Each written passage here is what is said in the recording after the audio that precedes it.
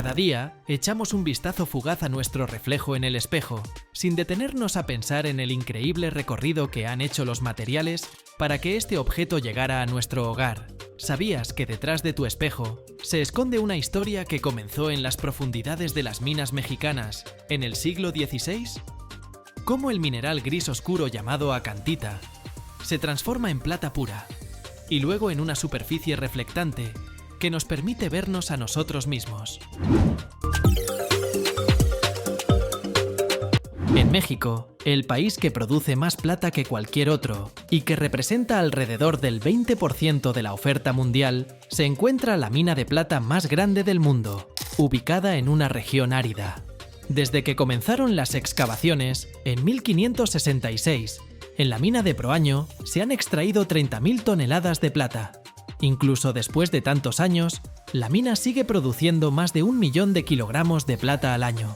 Los mineros buscan acantita, un mineral de color gris oscuro, en esta mina a una profundidad de 400 metros.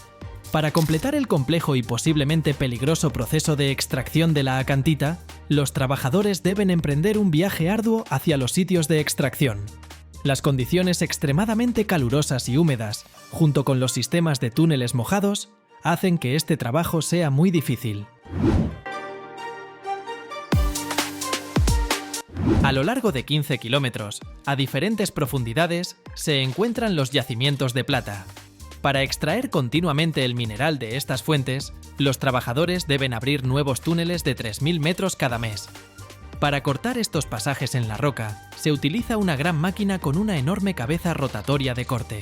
Durante 400 años, se han excavado aproximadamente 600 kilómetros de túneles. Para minimizar el riesgo de colapso y aumentar la producción, potentes explosivos convencionales se colocan estratégicamente en ángulos específicos para romper la roca. Antes de colocar los explosivos, un dispositivo láser de alta precisión examina el terreno. Una vez determinados los mejores puntos de perforación, se realiza una secuencia de agujeros de 115 milímetros de ancho y entre 25 y 32 metros de profundidad. Cada agujero se llena con químicos explosivos y la zona se evacúa para garantizar la seguridad. Con cálculos precisos, se pueden extraer muchas toneladas de roca sin causar derrumbes. Diariamente, en la mina se extraen 7.000 toneladas de roca. Los depósitos llevan la roca a trenes subterráneos, que luego la transportan a un punto central de recolección. Posteriormente, la roca se sube a la superficie utilizando cargadores. El siguiente paso, tras salir a la superficie, es su transporte a la trituradora. Una enorme cinta transportadora lleva la roca a la planta de trituración. En tambores gigantes se encuentran grandes bolas de acero que trituran la roca hasta convertirla en arena fina. Luego, se añade un reactivo, un producto químico especializado, a la roca triturada. Como resultado de la reacción con el reactivo, el mineral de plata se vuelve hidrofóbico. Esto da lugar a una combinación de minerales de plata que es 30 veces más concentrada. Esta mezcla se transporta 300 kilómetros hasta la planta de refinación METMEX, a pesar de que solo contiene un 2% de plata. Entre plantas de este tipo, METMEX ocupa el 4º lugar en el mundo y el primero en América Latina. Anualmente se producen aquí más de 2.300.000 kilogramos de plata. Pura y en un 1% de oro. El proceso para separar la plata del oro implica verter el metal fundido en placas, que luego se sumergen en una solución de nitrato de plata. Al añadir electricidad a la solución, la plata migra hacia la placa con carga negativa, mientras que el oro se queda en la placa con carga positiva. El fabricante de espejos recibe la plata una vez que ha sido purificada a un nivel suficientemente alto. El vidrio es el primer paso en la creación de espejos, y la arena de cuarzo es el elemento clave para fabricarlo. La arena debe tener un alto contenido de sílice y estar libre de arcilla, polvo u óxidos metálicos. Para facilitar el proceso de fabricación, se usa carbonato de sodio como fundente, lo que reduce la temperatura de fusión de la arena de cuarzo. El vidrio se vuelve más resistente y duradero al añadirle caliza. Cuando las proporciones de estos ingredientes se han ajustado correctamente, se colocan en un horno de fusión capaz de soportar temperaturas muy elevadas. El vidrio, una sustancia viscosa, se forma cuando la mezcla se calienta a más de 1700 grados Celsius en el horno. 15 toneladas de este vidrio se transforman en su forma final dentro de un crisol. El vidrio se extrae del horno una vez que se ha fundido completamente y se han eliminado todas las impurezas. El equipo de moldeo se enfría con agua para evitar que se rompa, mientras el vidrio fundido fluye continuamente sobre él. El vidrio se enfría de manera gradual a medida que sale del baño de enfriamiento, cuya temperatura comienza en 600 grados Celsius, para eliminar las tensiones internas y reducir el riesgo de roturas o deformaciones. Dependiendo del tamaño y grosor del vidrio, este proceso de enfriamiento puede durar varias horas o incluso días. El siguiente paso es el corte y la inspección del vidrio. Primero, el vidrio se corta verticalmente con un rodillo de carburo de tungsteno, y luego se divide en tiras que se preparan para la siguiente fase. Cuchillas recortan los bordes de las láminas de vidrio mientras se mueven por la cinta transportadora. Los recortes caen en un canal para su reciclaje. Con cuidado, las láminas de vidrio se trasladan a la sección de control, donde se colocan de manera vertical para su inspección. Los inspectores examinan cada hoja minuciosamente bajo lámparas fluorescentes, buscando defectos como burbujas, inclusiones, rayones, manchas, entre otros. En esta etapa se detectan los defectos que afectan la calidad y apariencia del vidrio. El fabricante de espejos recibe el vidrio empaquetado una vez que ha superado la inspección. En la fábrica de espejos se aplica una capa fina y uniforme de plata en un lado de las láminas de vidrio, convirtiéndolas en espejos. Para obtener nitrato de plata, la plata sólida se disuelve primero en ácido nítrico. Tras ser descargadas de los camiones, las láminas de vidrio se someten a una limpieza exhaustiva para eliminar cualquier rastro de polvo, suciedad, aceite u otros contaminantes. Se rocía una fina capa de óxido de cerio, un polvo de minerales de tierras raras y agua sobre el vidrio. Después de esto, los aceites y otros contaminantes se deslizan de la superficie, dejándola brillante. La limpieza de cada panel de esta manera toma aproximadamente un minuto. El siguiente paso consiste en utilizar agua desmineralizada caliente a alta presión para enjuagar el vidrio y eliminar cualquier residuo de contaminantes. Para garantizar la seguridad de los metales que se aplicarán posteriormente, se emplea agua desmineralizada. Con el fin de asegurar que la plata se adhiera bien al vidrio, el primer metal que se aplica es estaño líquido. El uso de estaño como base es necesario porque la plata no forma enlaces directos con el vidrio. Cuando la plata líquida entra en contacto con el estaño sólido, se solidifica gracias a un activador químico, que también se incluye en la mezcla. En esta técnica, se aplican aproximadamente 700 miligramos de plata por cada metro cuadrado. Para convertir la plata en una forma metálica, se rocía un químico reductor sobre la superficie. El recubrimiento de plata transforma el vidrio transparente en un espejo una vez que se solidifica y enfría. Los excesos de plata se enjuagan y se eliminan adecuadamente. La cantidad de plata aplicada se controla cuidadosamente para obtener el grosor necesario de la capa reflectante, lo que varía según los requisitos del producto y la capacidad de reflexión deseada.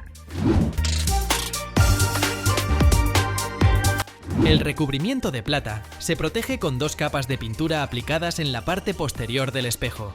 Estas dos capas brindan protección adicional una vez que el recubrimiento de cobre ha evitado el deslustre. Se elimina completamente cualquier residuo de cobre. Luego, el panel se seca en un horno a una temperatura de 71 grados centígrados durante aproximadamente 75 segundos, eliminando toda la humedad restante en la superficie. En la siguiente etapa, el panel pasa por un sistema de cortina de pintura, una máquina que aplica pintura de manera continua sobre la cinta transportadora para proteger la capa de plata de daños y corrosión. Durante este proceso, el lado cubierto con cobre debe estar hacia arriba.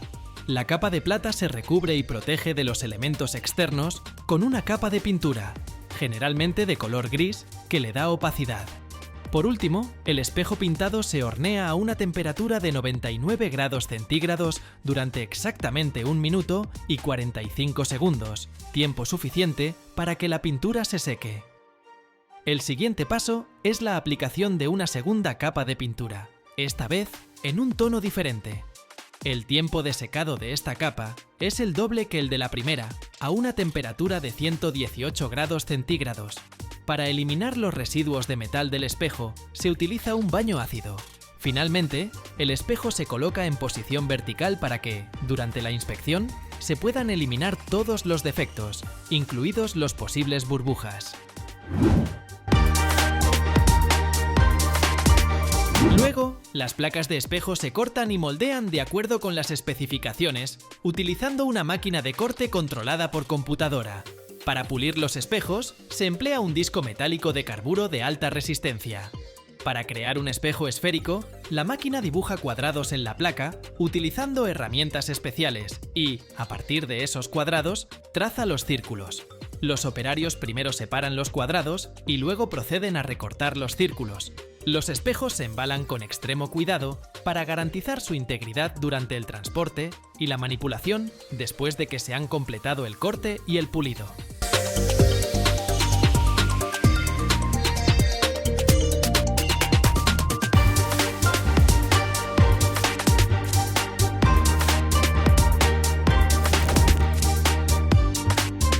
Cada año se producen en el mundo cientos de miles de toneladas de un metal que nunca brilla en las vitrinas ni se convierte en símbolo de lujo. Pero sin él, el mundo moderno simplemente se detendría. ¿Qué es este material que se esconde a 2 kilómetros de profundidad, resiste la temperatura de la superficie del Sol y hace que el acero sea prácticamente irrompible? ¿Por qué se procesan toneladas de roca para obtener apenas unos kilos de este metal? ¿Y por qué los países invierten miles de millones de dólares en minas y hornos que parecen el mismísimo infierno? Hoy vas a ver el viaje del molibdeno, desde el desierto más árido hasta el corazón de los motores a reacción. Y si te quedas hasta el final, descubrirás por qué un elemento casi invisible controla la fuerza de toda nuestra civilización.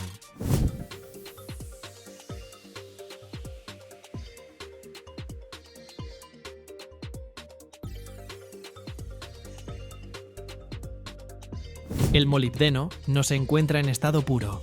Se esconde en las profundidades de la corteza terrestre, casi siempre junto al cobre. Su extracción es un desafío que solo unos pocos países pueden enfrentar. El jugador más grande en este mercado es Chile. Justo ahí, en medio del árido desierto de Atacama, a más de 2.700 metros de altura, se encuentra el legendario yacimiento de Chuquicamata. Es una mina gigantesca con un diámetro de casi 4 kilómetros y 800 metros de profundidad. Aquí el molibdeno se extrae como un valioso extra del cobre. Imaginen la escala. De cada tonelada de mineral de cobre, los metalúrgicos obtienen apenas unos 20 kilogramos de concentrado de molibdeno. Sin embargo, gracias a los enormes volúmenes de procesamiento, Chile cubre casi un tercio de la demanda mundial. Estados Unidos no se queda atrás con el yacimiento de Climax en Colorado. Es una verdadera maravilla geológica, donde la extracción lleva más de un siglo. China y Perú también están ampliando agresivamente su capacidad, construyendo minas subterráneas profundas e invirtiendo miles de millones de dólares en automatización para extraer el metal desde 2 kilómetros de profundidad.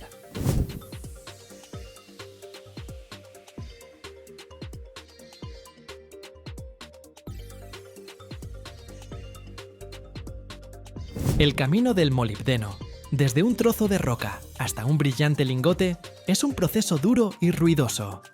Primero, enormes excavadoras cargan la roca en trituradoras, que con un estruendo increíble rompen las piedras en fragmentos del tamaño de un puño. Luego, estos pedazos pasan a molinos gigantes, tambores de acero de 9 metros de largo, llenos de pesadas bolas metálicas. Al girar, los molinos convierten la piedra en un polvo finísimo. La siguiente etapa parece magia. Es la flotación. El polvo se mezcla con agua y reactivos especiales en tanques donde se inyecta aire. Las burbujas atrapan las partículas de molibdeno y las llevan a la superficie formando una espuma gris y espesa que luego se retira con rasquetas. El concentrado obtenido se seca en hornos, transformándose en un polvo amarillento, trióxido de molibdeno.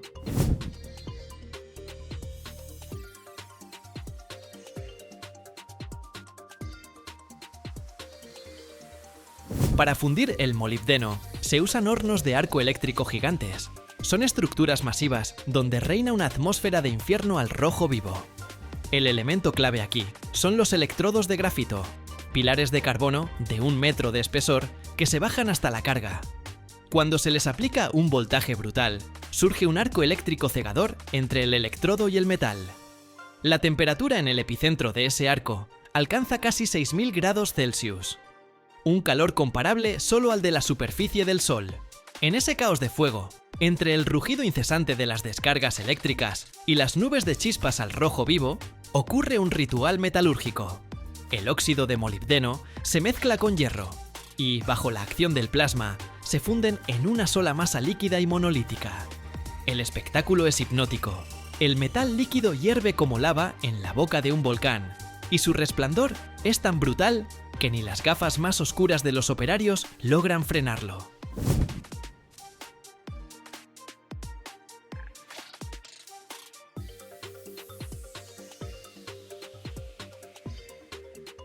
Pero obtener el metal fundido es solo la mitad del trabajo. El siguiente paso, la refinación. Para que el acero del futuro sea impecable, la aleación obtenida debe purificarse de las mínimas impurezas y gases que pueden volverlo quebradizo. Para ello, el ferromolibdeno fundido se purga con argón. Este gas inerte atraviesa el espesor del metal en millones de burbujas, literalmente arrastrando a la superficie todo lo que sobra. Este proceso permite alcanzar una pureza del producto de fantásticos 99.5%. Al final, obtenemos un material perfectamente puro, listo para convertirse en parte de algo más grande. Cuando la refinación termina, el líquido plateado, casi blanco por el calor, se vierte en moldes especiales. Después de enfriarse, se transforman en briquetas pesadas y resistentes.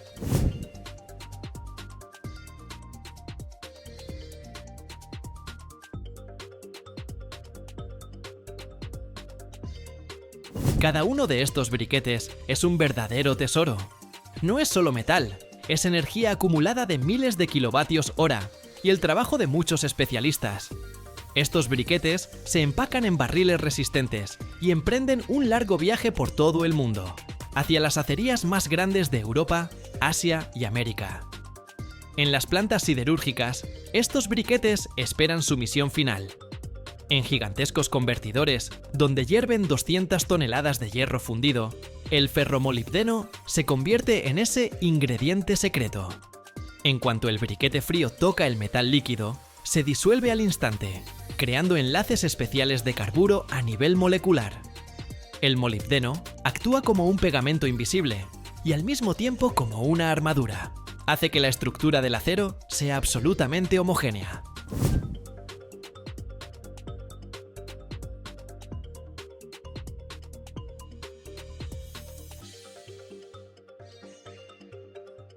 Gracias al molibdeno, el acero adquiere una capacidad única. No se agrieta bajo presión crítica, ni se ablanda con el sobrecalentamiento. Por eso se usa para crear álabes de turbinas de aviones a reacción, que funcionan en el calor infernal del motor, o para coronas de perforación, que penetran roca dura a profundidades de muchos kilómetros. Sin esta aleación, la industria petrolera moderna, los vuelos espaciales e incluso la artillería pesada serían imposibles. Todo este proceso dura alrededor de 1 año y medio. La producción mundial de molibdeno se mantiene estable en 280.000 a 320.000 toneladas al año, con un crecimiento proyectado a 350.000 toneladas para 2030 debido a la demanda de tecnologías verdes.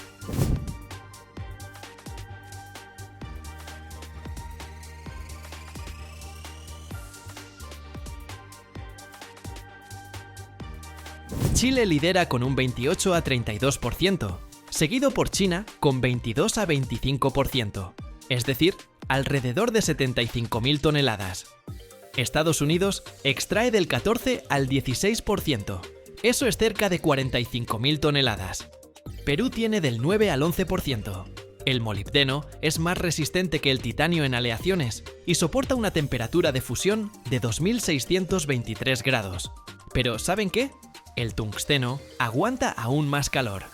Escriban en los comentarios si quieren un video sobre él. El nombre molibdeno viene de la palabra griega antigua molibdos, que significa plomo.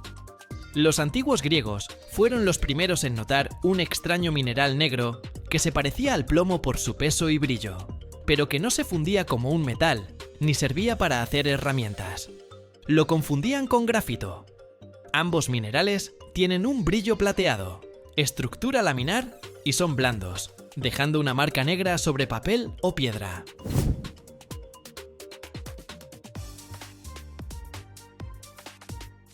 Los griegos usaban la molibdenita como mineral de plomo para pinturas o ungüentos, pero no reconocieron el metal.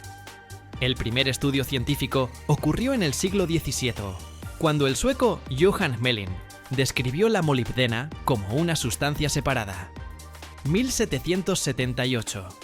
Carl Wilhelm Scheele extrajo ácido molíbdico y en 1781 Peter Hauser obtuvo el metal puro, fundiendo el óxido con carbón. La confusión con el grafito continuó. El mineral incluso se llamaba grafito de molibdeno. Solo en el siglo XIX se reconoció al molibdeno como clave para el acero. Henry Bessemer lo agregó a sus convertidores para darle resistencia.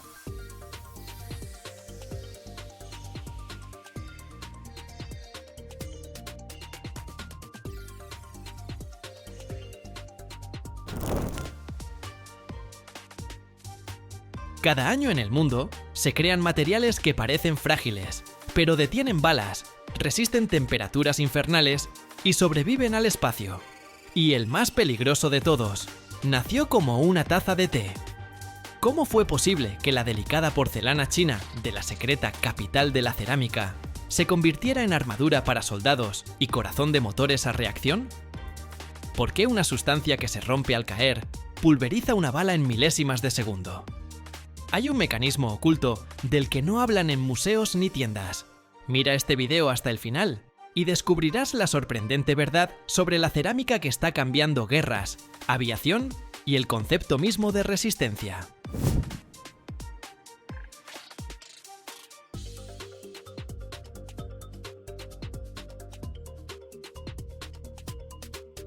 Primero, la porcelana china tradicional, la reina de Jingdezhen, la capital de la porcelana. La arcilla de allí es especial, kaolín, puro aluminosilicato de las montañas, sin hierro, para que no se ponga amarilla. La toman, la muelen hasta convertirla en polvo, la mezclan con feldespato y roca arcillosa.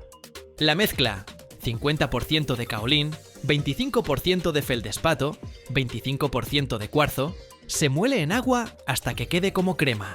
Se filtra, se prensa en moldes. Las piezas heladas se secan durante semanas, porque el grosor es menor a 5 milímetros, para que no se agriete. La primera cocción a 870 grados. Bizcocho, poroso como pan. Después el esmalte. Mezcla de feldespato, cuarzo, ocre. Se aplica, y la segunda cocción a 1700 grados en hornos de leña durante 12 horas. El fuego ruge, la temperatura sube lentamente. El cuarzo se funde, llena los poros, el esmalte vitrificado brilla como un diamante.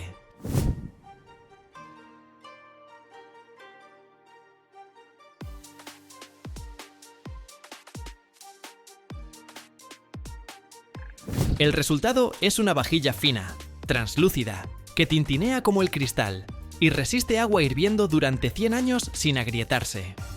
Los chinos guardaron el secreto durante 1000 años. Los europeos lo copiaron desde Meissen en 1710, pero sin kaolín puro quedaba grisáceo. Hoy, Jingdezhen produce 500.000 toneladas al año, exportando a 100 países. Pero la porcelana es para tazas. La cerámica técnica es para combate y el espacio. La receta básica es similar, pero los aditivos lo cambian todo. Blindaje, carburo de silicio o carburo de boro. Arcilla más silicio más carbono, prensado a 30.000 psi, cocido a 2.538 grados en hornos al vacío. El resultado, placas de menos de 10 milímetros de grosor, dureza de 9.5 en la escala de Mohs, densidad de 2,5 gramos por centímetro cúbico, la mitad del peso del acero.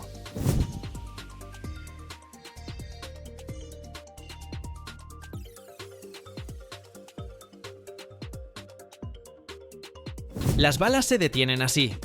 Al impacto, la cerámica pulveriza el proyectil en polvo. La energía la absorbe un respaldo compuesto de Kevlar o polietileno. En chalecos ESAPI, 6 kilos de cerámica resisten casi 8 milímetros a 853 metros, dispersión del proyectil en micras.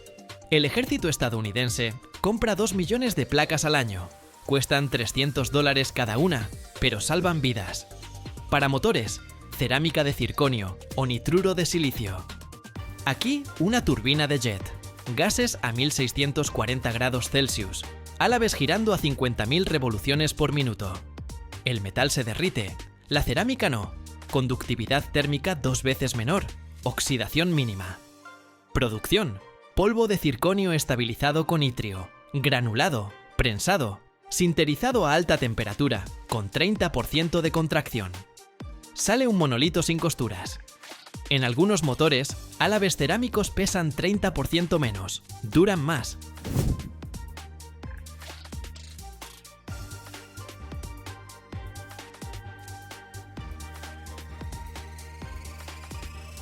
NASA las prueba para el espacio. Soportan 500 ciclos de enfriamiento y calentamiento.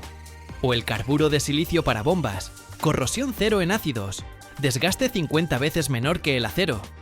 El secreto está en la transición de fase. Durante la cocción, la arcilla se deshidrata, los fundentes se derriten y pegan los cristales en una matriz.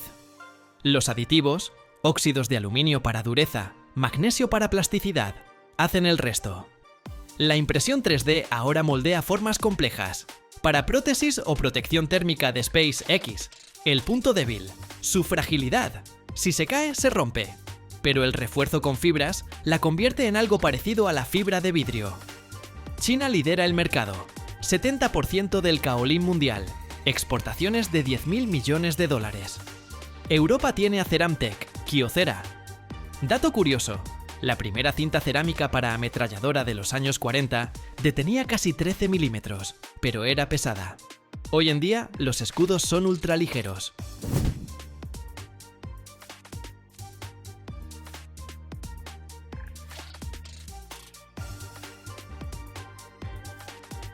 La cerámica para blindaje y motores no la inventó un solo genio. Es una evolución que va de las guerras al espacio. Todo empezó en 1918. El mayor británico Neville Monroe Hopkins notó que el acero cubierto con una fina capa de esmalte, es decir, cerámica primitiva, detenía las balas mejor que el metal desnudo. Lo probó en la Primera Guerra Mundial. Una revolución, porque la cerámica pulveriza el proyectil en lugar de dejarlo pasar. El verdadero avance llegó en 1936. Richard Cook, de Goodyear Aerospace, patentó el blindaje cerámico moderno, placas de óxido de aluminio o un mosaico de baldosas sobre fibra de vidrio Doron. La idea es simple: la cerámica dura rompe la bala en polvo, el respaldo absorbe la energía. En Vietnam, en 1965, se lo dieron a los pilotos de helicóptero, primera aplicación en combate contra armas de fuego.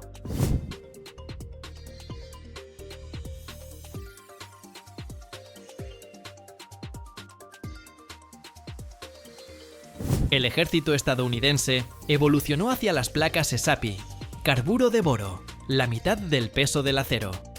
La cerámica salva vidas. A nivel mundial, se venden más de 1 millón de placas al año.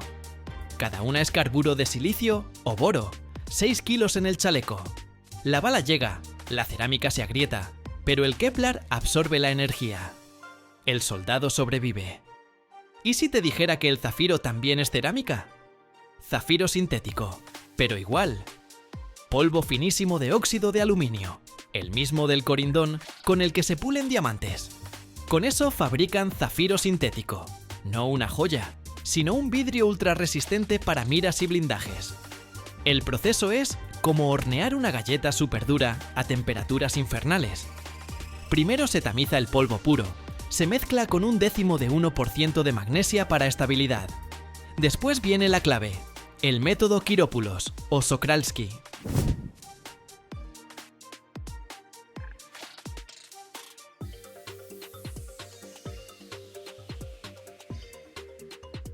El polvo se vierte en un crisol de platino, se hace el vacío, Se calienta hasta 2050 grados en un horno con elementos de molibdeno.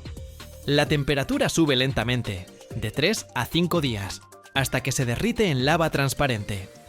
Desde arriba desciende una semilla, una varilla monocristalina de zafiro. La semilla se extrae despacio, solo 1 o 2 milímetros por hora, y se hace girar como algodón de azúcar. El fundido cristaliza alrededor, crece el cilindro. Se enfría durante 2 semanas para que no se agriete por el choque térmico. El baule terminado es transparente como el agua, dureza 9 en la escala de Mohs, resistencia de 400 kC a la compresión. Se corta con láser o disco de diamante en láminas para miras de visión nocturna. En el M1 Abrams, las lentes de zafiro de las miras resisten 648 grados de una explosión.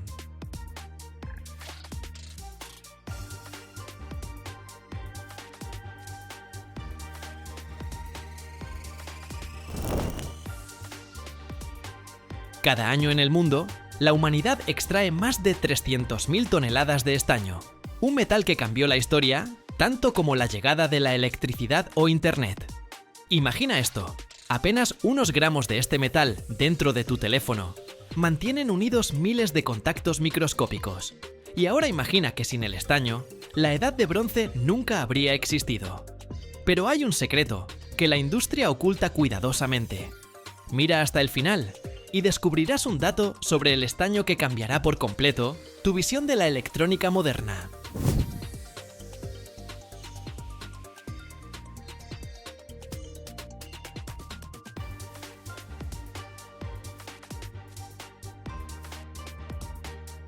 El estaño no es solo la nueva moda. Es un metal con una historia profundísima que abarca miles de años.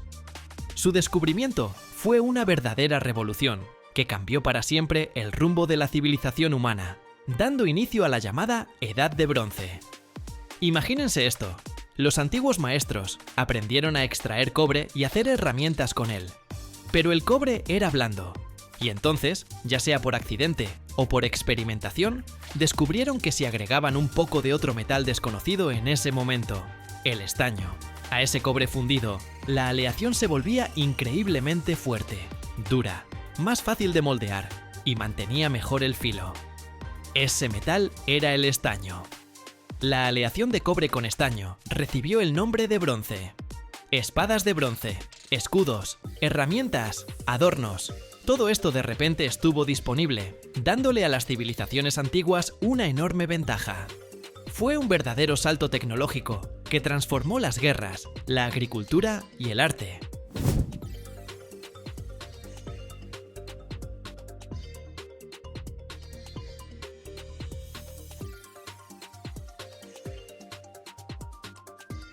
El estaño se volvió tan valioso que se libraban verdaderas batallas por sus yacimientos, y las rutas comerciales hacia las minas de estaño, como las de Cornualles en Gran Bretaña, eran extremadamente importantes.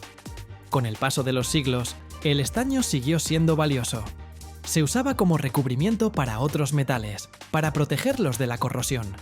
Por ejemplo, la hojalata, una lámina delgada de acero cubierta con estaño, con la que se hacían latas de conserva. También para fabricar soldaduras blandas que unían metales. Y además, en la producción de espejos e incluso para crear tubos de órgano y monedas. Pero su verdadero renacimiento llegó en el siglo XX, con la aparición de la electrónica.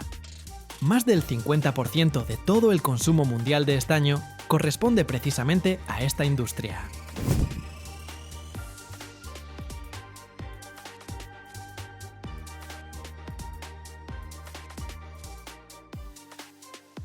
Soldadura. Ese es su papel principal. Tu computadora, tu smartphone, tu televisor. Adentro tienen miles de componentes eléctricos conectados entre sí. Esas conexiones se hacen con soldadura, que generalmente es una aleación de estaño con otros metales. Por ejemplo, con plomo en el pasado, pero ahora principalmente con cobre, plata o níquel. El estaño es perfecto para soldadura porque tiene un punto de fusión relativamente bajo, lo que permite fundirlo fácilmente y formar conexiones sin dañar los componentes electrónicos sensibles. Además, el estaño moja los metales, es decir, Se esparce fácilmente por la superficie, creando una conexión eléctrica y mecánica sólida. También tiene buena conductividad eléctrica y es resistente a la corrosión.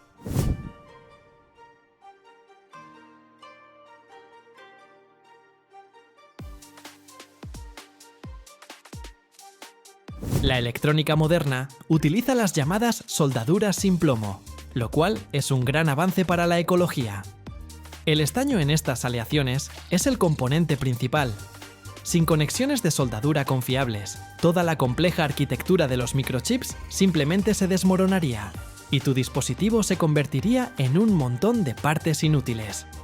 El estaño se usa para recubrir otros metales, especialmente el cobre, en las placas de circuito impreso. Esto protege las pistas de cobre de la oxidación y facilita el proceso de soldadura. También se utiliza para recubrir los conectores, lo que mejora su conductividad eléctrica y resistencia a la corrosión. El estaño no es un elemento muy abundante en la corteza terrestre. Su mineral principal es la casiterita, es decir, óxido de estaño. Es un mineral bastante denso que a menudo se encuentra en depósitos aluviales, lo que significa que puede extraerse de sedimentos fluviales o antiguas costas marinas.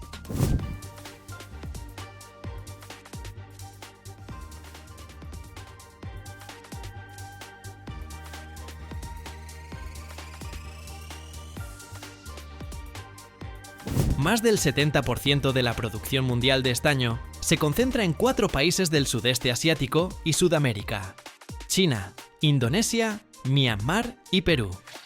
Esto hace que el mercado del estaño sea bastante sensible a los acontecimientos políticos y económicos en estas regiones. La extracción de estaño comienza con la etapa de exploración. Los geólogos, equipados con tecnologías modernas, realizan estudios, perforaciones y análisis de muestras de suelo y rocas para encontrar lugares donde la concentración de casiterita sea lo suficientemente alta como para que la extracción sea económicamente viable.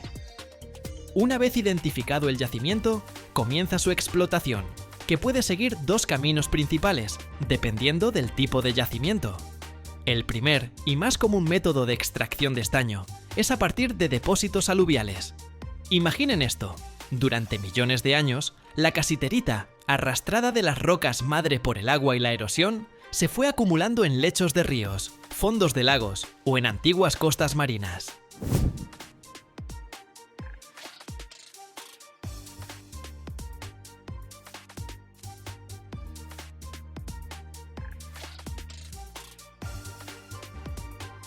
Se depositaba como arena en forma de yacimientos aluviales. La extracción de estos depósitos suele ser menos complicada que en las minas subterráneas. Aquí se usan dragas gigantes, fábricas flotantes que succionan toneladas de tierra y grava del fondo de lagos y ríos. O se aplican monitores hidráulicos, chorros de agua a alta presión que deshacen el suelo de las orillas de los ríos o laderas que contienen casiterita. La masa disgregada pasa luego a un proceso de concentración inicial, donde por métodos gravimétricos, aprovechando la diferencia de densidad, la casiterita se separa de la roca más liviana. Es como el lavado industrial de oro, pero a escala gigantesca. La segunda forma es la extracción de yacimientos primarios, donde la casiterita está en rocas duras. Ahí funcionan las minas subterráneas tradicionales, igual que para otros metales.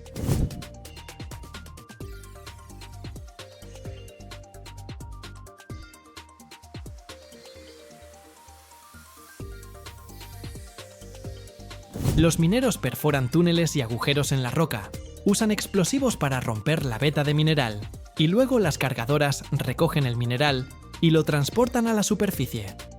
Este es un tipo de extracción más costosa y compleja, que requiere equipos potentes y el cumplimiento de estrictos protocolos de seguridad. Después de la extracción, el mineral, sin importar su origen, llega a la planta de procesamiento. Aquí primero se tritura y se muele hasta convertirlo en un polvo muy fino en molinos, para liberar los cristales de casiterita de la roca circundante. Luego se aplican diferentes métodos de concentración. El primer método es la separación por gravedad. Como la casiterita es un mineral bastante denso, se separa de los minerales más ligeros con ayuda de agua. Esto puede hacerse en máquinas de jigging, mesas de concentración o separadores en espiral.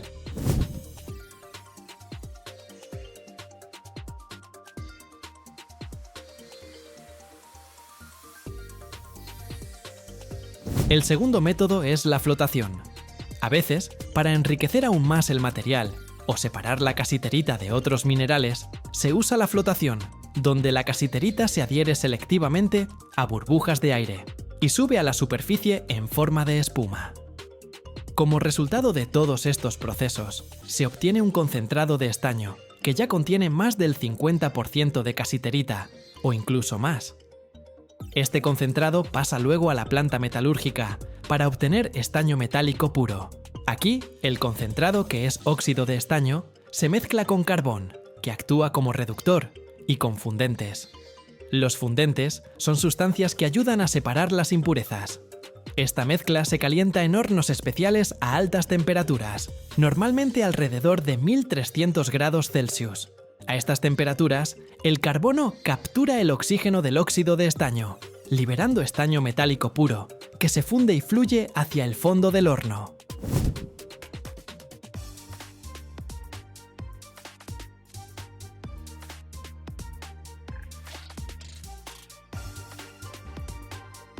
El estaño fundido en bruto, que se obtiene todavía, contiene impurezas de otros metales. Por eso pasa por otra etapa muy importante, el refinado. Puede ser una purificación térmica, cuando se calienta el plomo a ciertas temperaturas, para que los otros metales se separen o suban a la superficie. O más comúnmente, el refinado electrolítico, que permite alcanzar una pureza muy alta del estaño. Alta pureza significa casi el 100% en este caso, ¿se imaginan? Esto es absolutamente crítico, especialmente para la industria electrónica, donde hasta las impurezas más mínimas pueden afectar la conductividad eléctrica y la confiabilidad de los componentes.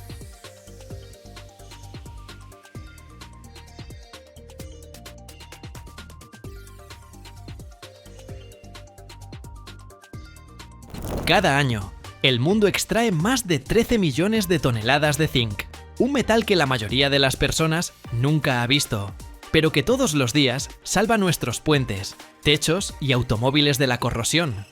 Su camino comienza a cientos de metros bajo tierra, en minas oscuras, donde nace la esfalerita brillante.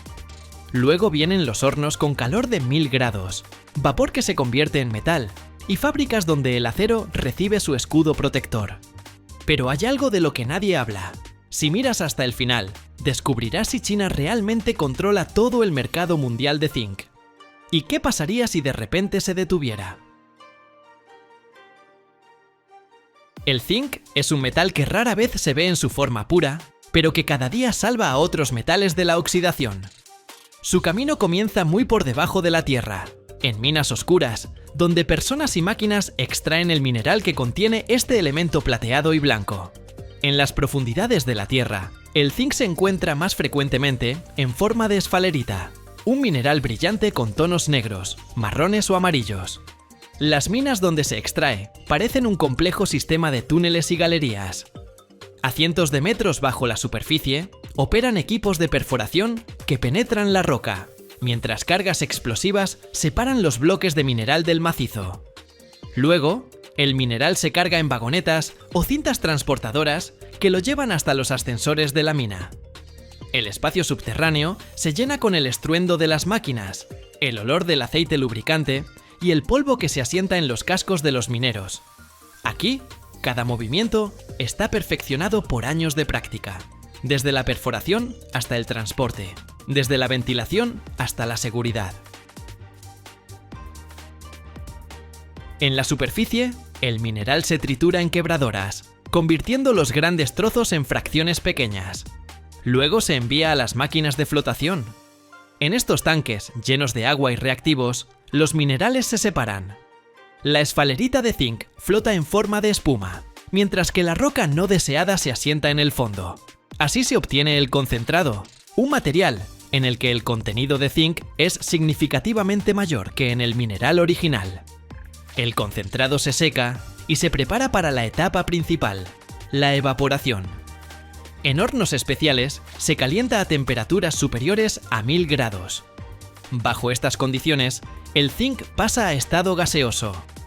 El mineral sólido se convierte en vapor invisible, que luego se condensa en metal puro. Los hornos son cilindros gigantes, con revestimiento refractario, que resiste temperaturas extremas. Adentro hay una llama que recuerda el calor del sol. El vapor de zinc se eleva y se dirige a cámaras especiales de enfriamiento. Allí se condensa, formando gotas de metal que se recogen en crisoles. La evaporación a miles de grados permite separar el zinc de las impurezas que quedan en la escoria. El zinc gaseoso se enfría en un flujo de gas inerte o en sistemas de agua.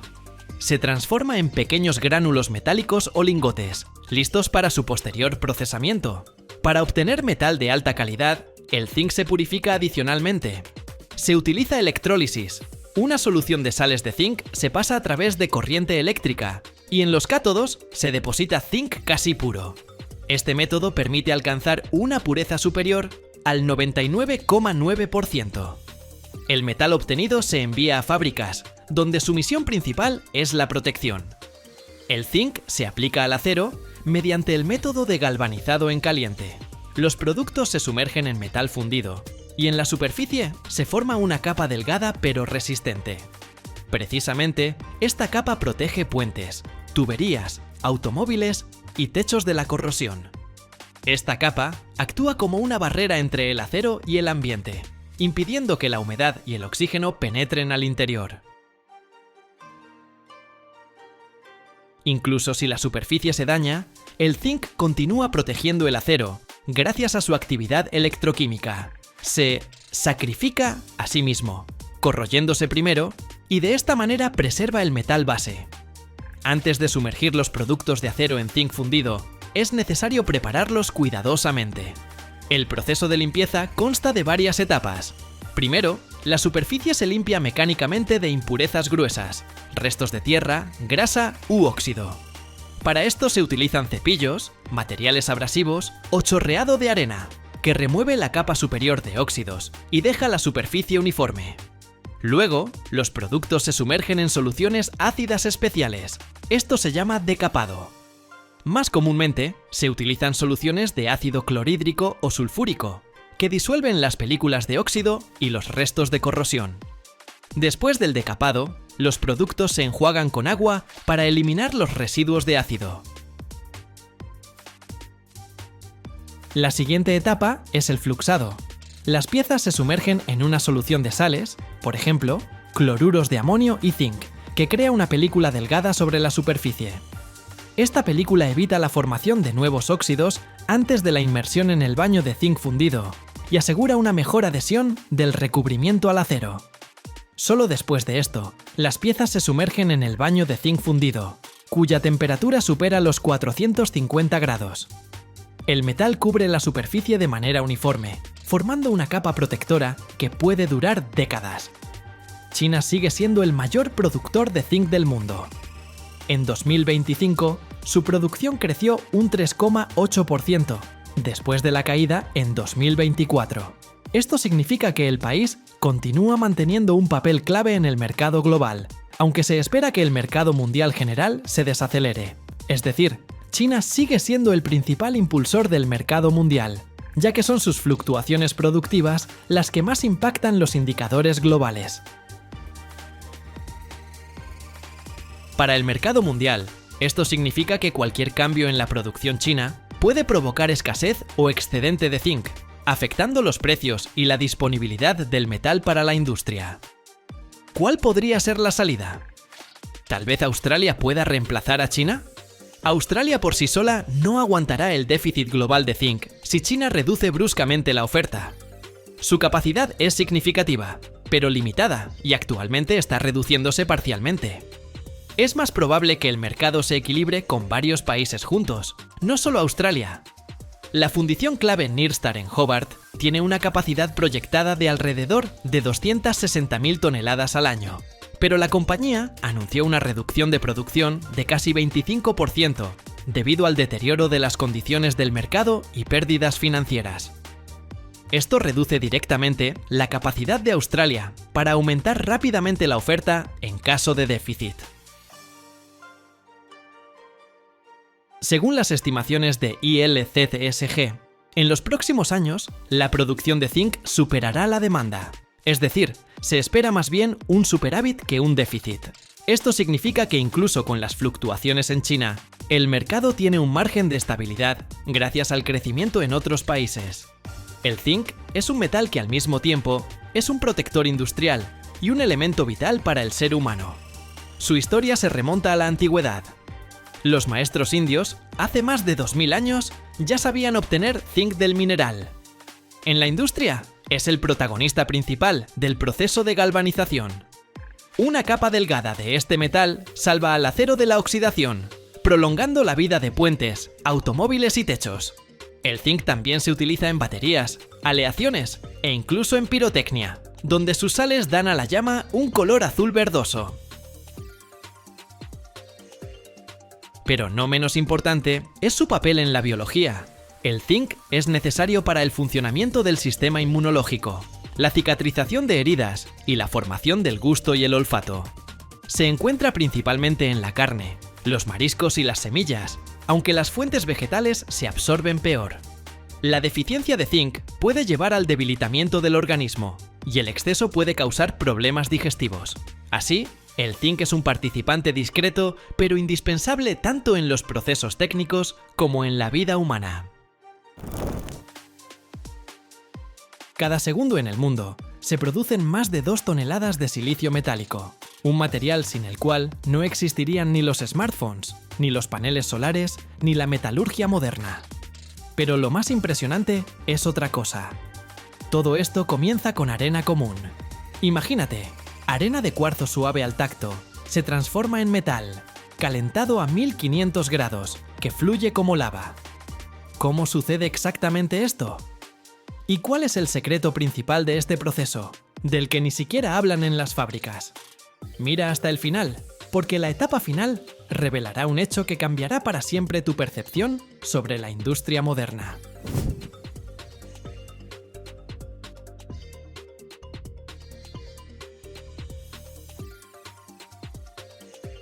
El silicio metálico, o silicio metalúrgico como también se le llama, no es ese silicio cristalino semiconductor que se usa en los chips de computadora. Porque para las computadoras es el siguiente nivel, mucho más complejo de purificación. El silicio metálico es un producto intermedio, pero extremadamente importante, que sirve como materia prima para muchas industrias, desde aleaciones de aluminio hasta paneles solares y la propia industria de semiconductores. Y lo más increíble es que su materia prima inicial, básicamente, es arena común. Más precisamente, arena de cuarzo. El cuarzo es un mineral compuesto por dióxido de silicio. Es uno de los minerales más comunes en la Tierra, que forma parte de la arena, el granito y la cuarcita. Para la producción de silicio se utiliza cuarzo de alta pureza, que se extrae en canteras. La calidad del cuarzo es muy importante para el producto final. Debe contener un mínimo de impurezas.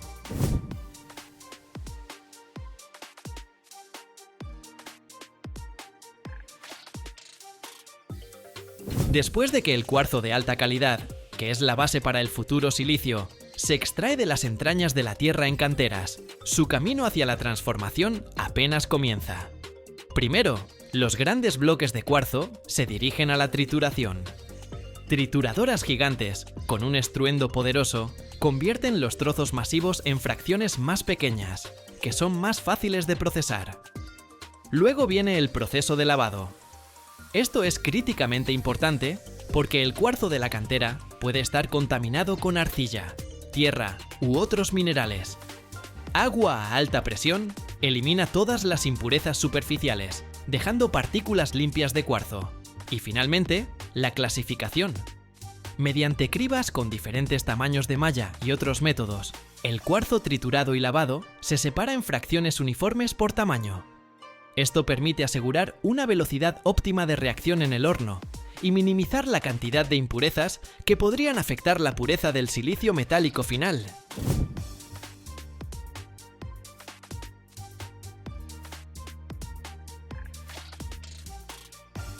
Cada uno de estos pasos es un trabajo incansable que garantiza la calidad de la materia prima para los siguientes procesos metalúrgicos, aún más complejos. Para extraer el silicio de su forma natural, es decir, del cuarzo, necesitamos un ladrón de oxígeno, o en términos científicos, un reductor. El candidato ideal para este papel es el carbono. No cualquier carbono, sino materiales carbonosos especialmente preparados, que sirven como combustible y agente químico al mismo tiempo. Puede ser carbón vegetal, conocido por su pureza y capacidad reactiva, coque de hulla, que proporciona combustión estable y alta temperatura, coque de petróleo, o incluso astillas de madera, que añaden la porosidad necesaria a la mezcla. El punto clave aquí es la pureza de estos materiales. Cualquier impureza, como hierro o calcio, contenida en el carbono, puede migrar al silicio terminado y deteriorar su calidad.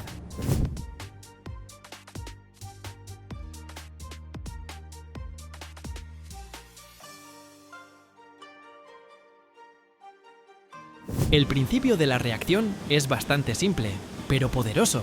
A temperaturas extremadamente altas, alcanzadas en el horno de Arco, el carbono se vuelve más ávido de oxígeno que el silicio. Literalmente, arranca los átomos de oxígeno del silicio en el dióxido de silicio, formando monóxido de carbono gaseoso o dióxido de carbono, que luego se expulsan del horno. Este intercambio químico de socios permite liberar silicio metálico puro, que se recoge en estado fundido. Esta es la base de toda la tecnología, usar las propiedades químicas fundamentales para transformar un material en otro. El proceso principal de fundición del silicio metálico ocurre en enormes hornos de Arco, donde bajo la acción de un poderoso arco eléctrico se generan temperaturas que superan los 2000 grados Celsius. Es aquí donde ocurre la transformación de la arena en metal.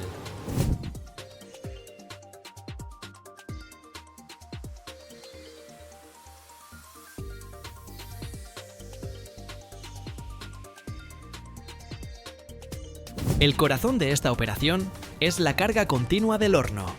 No es un llenado único, sino un flujo continuo de materia prima que mantiene la estabilidad del proceso. En el horno se carga una mezcla previamente preparada de cuarzo y reductor carbonoso. Como ya sabemos, el cuarzo es dióxido de silicio purificado y el reductor carbonoso puede ser carbón vegetal, coque de hulla, coque de petróleo o incluso astillas de madera. Esta mezcla no es aleatoria. Cada componente desempeña su papel. El cuarzo es la fuente de silicio, el carbono es su liberador, y a veces se agregan fundentes especiales para mejorar el proceso. El aspecto más importante de esta carga es el control estricto de las proporciones. Demasiado carbono, y puede quedar en el silicio terminado como una impureza no deseada. Muy poco carbono, y no todo el silicio se reducirá del óxido, disminuyendo la eficiencia y aumentando las pérdidas.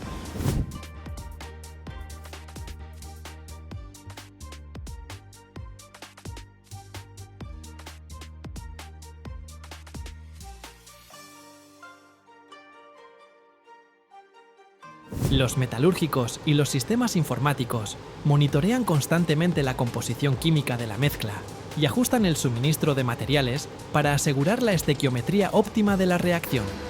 Esto significa que la cantidad de cada elemento debe estar perfectamente equilibrada para el desarrollo máximamente completo y eficiente de la reacción química de reducción. Precisamente en esta atmósfera caliente y turbulenta, bajo la influencia de la colosal temperatura del arco eléctrico, el carbono comienza su trabajo. Interactúa activamente con el cuarzo, quitando el oxígeno y dejando silicio puro y fundido.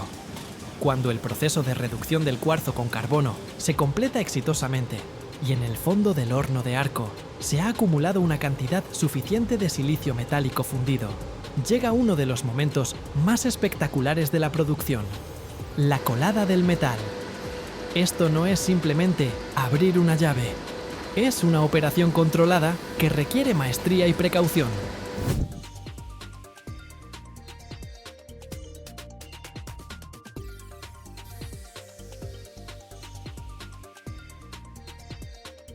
A través de piqueras especiales, orificios en la parte inferior del horno, el silicio fundido comienza a fluir. Es un espectáculo increíble. un líquido naranja brillante, casi cegadoramente blanco, calentado al rojo vivo y a menudo hasta el resplandor blanco, sale en un flujo poderoso. La temperatura de este fundido alcanza casi 1500 grados Celsius. El aire alrededor de la piquera tiembla por el calor. Las chispas vuelan, creando un verdadero resplandor fabuloso que recuerda la erupción de un volcán en miniatura.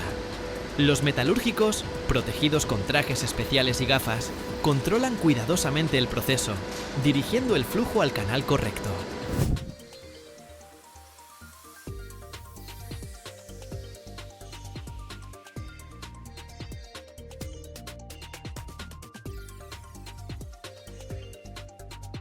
Después de la colada, el silicio fundido se dirige al enfriamiento. Se vierte en grandes moldes metálicos llamados lingoteras o en cintas transportadoras de enfriamiento especiales.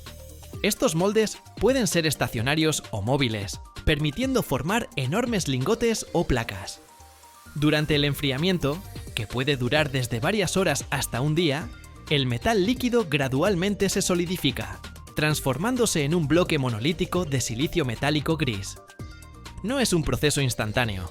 El enfriamiento lento permite que la estructura cristalina se forme correctamente.